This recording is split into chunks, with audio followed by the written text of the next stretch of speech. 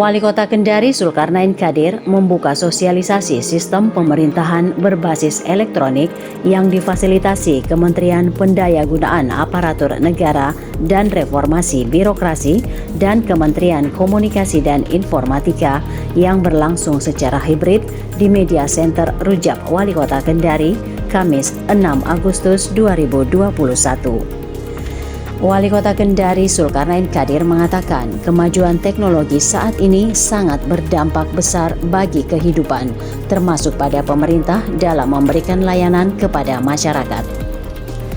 Sesuai dengan visi misi Kota Kendari tahun 2017-2022, maka secara jelas pemerintah dituntut untuk menciptakan dan memberikan pelayanan secara elektronik berbasis teknologi. Tentu kita semua memahami bahwa teknologi tentu memberikan dampak yang cukup besar terhadap kehidupan kita, termasuk bagaimana kita pemerintahan dalam melaksanakan fungsi dan peran kita.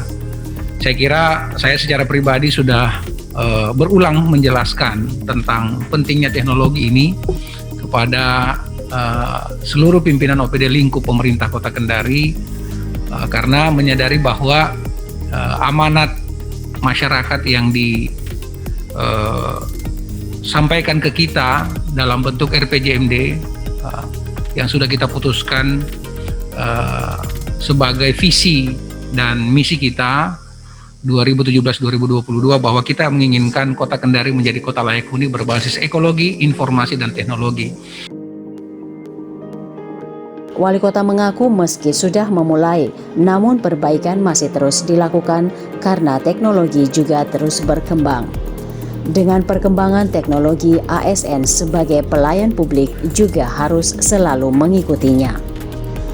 Wali Kota berharap dengan adanya fasilitasi dari Kementerian Pan-RB dan Kominfo, sistem birokrasi bisa semakin efisien dan efektif dalam memberikan pelayanan terhadap masyarakat.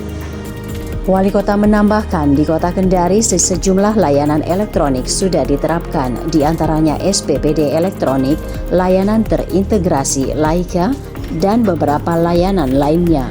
Namun sekarang yang menjadi tantangan bagaimana mengintegrasikan semua layanan yang ada. Dan saya kira peran komunikasi dan informasi saat ini akan sangat menentukan, karena kalau dulu ada prinsip bahwa siapa yang menguasai informasi dialah yang akan menguasai keadaan. Tapi saya kira sekarang mungkin agak berbalik, karena dulu prinsip itu muncul di tengah informasi yang terbatas. Sementara situasi saat ini kan bukan lagi informasi terbatas, tapi informasinya sangat melimpah. Bahkan kadang-kadang informasi yang tidak kita butuhkan pun datang ke kita. Sehingga kita kadang-kadang teralihkan fokus dan perhatian kita, padahal itu bukan bidang kita, bukan tugas kita, dan tidak termasuk dalam kompetensi kita. Tapi karena informasinya sampai ke kita, ya kita tergoda juga untuk berkomentar, tergoda juga untuk berpendapat, padahal kita tidak punya kompetensi.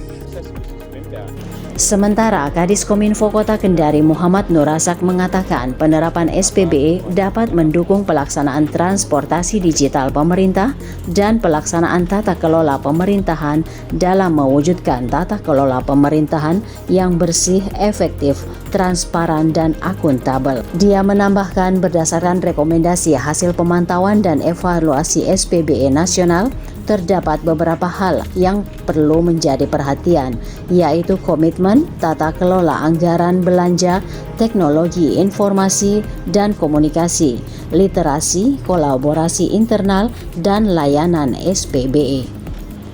Dia berharap tim asesor internal Dinas Kominfo Kota Kendari dapat bekerja dan berperan aktif dalam rangka pencapaian penerapan SPBE sesuai Perpres 95 tahun 2018.